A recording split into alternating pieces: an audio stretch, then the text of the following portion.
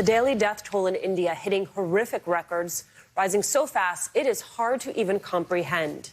And if those sickened with COVID-19 can find a hospital that can treat them, patients are met with overwhelmed facilities, exhausted medical staff, and a lack of supplies, including oxygen. In just a moment, Congressman Krishnamoorthi explains how the United States plans to help. But first, the latest on India's crisis from NBC foreign correspondent Molly Hunter. Every day, India sets a new devastating record. Over the weekend, more than 400,000 cases in 24 hours. On Sunday, its deadliest day yet, 3,689 lives lost. When the cases started rising up, I thought government had a plan, but turns out they didn't. Within the first week, I understood that the governments have no idea. Hospitals are turning away patients, so people who die at home and on the street aren't part of the official count. No medicines on time, no cylinders, nothing. Sky News' Alex Crawford is in New Delhi. There simply aren't enough health workers, doctors, nurses to cope with the scale of this crisis. And nearly 2 weeks on, they are still scrambling from hour to hour, trying to find oxygen for these patients. International aid has started arriving from more than 40 countries, but it's not enough.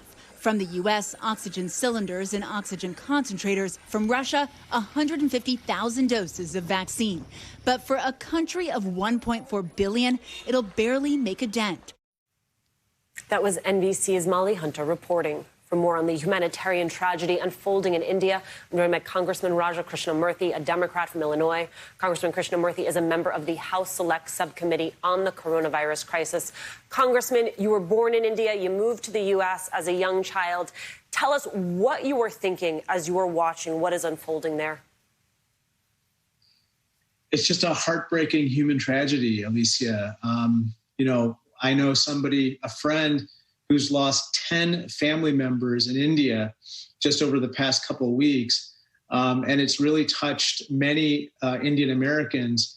The U.S. has done some to help the situation in India, and I'm glad they heeded my call to announce sharing vaccines. But that was a week ago, and we haven't seen enough action.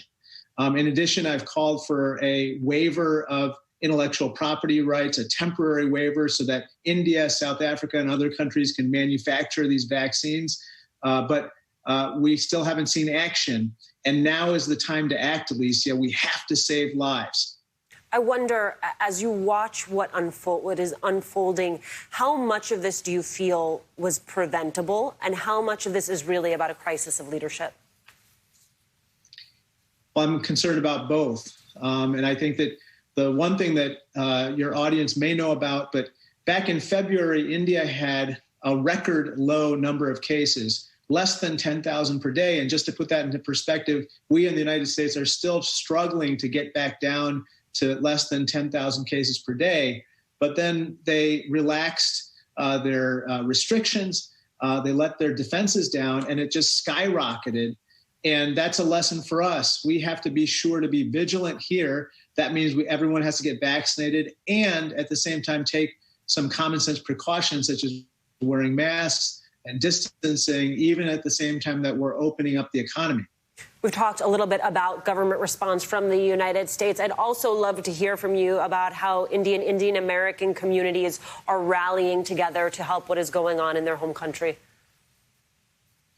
Well, they are doing a lot as best as they can. They're obviously raising money and sending that to various organizations. They're also organizing basically the collection of oxygen concentrator machines as well as oxygen cylinders.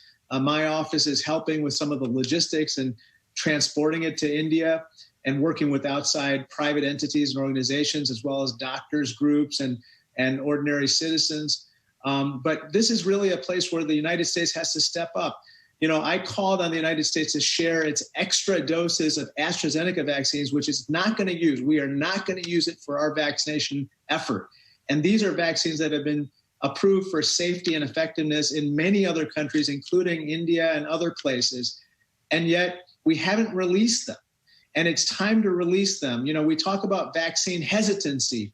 the idea that people are hesitant to take the vaccine here in the United States, and we have to combat that. But I unfortunately see a little bit of hesitancy in the Biden administration's approach in sharing vaccines and resources with the rest of the world.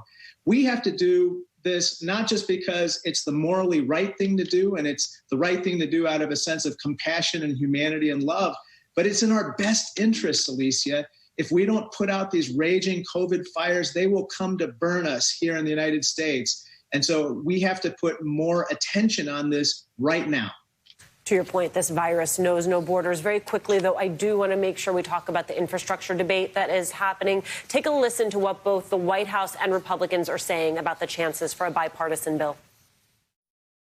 President Biden has been clear that he knows this is a negotiation, that he knows that negotiation requires compromise at some point, and that he wants to move this package forward in a bipartisan way, if that's possible. If you're talking about a scope, which is roads and bridges and internet and tunnels and airports and waterways, we can be pretty close.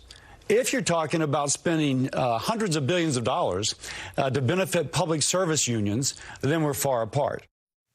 Congressman, how do you think this ultimately gets done? I think that the Biden administration is pursuing this in the right way.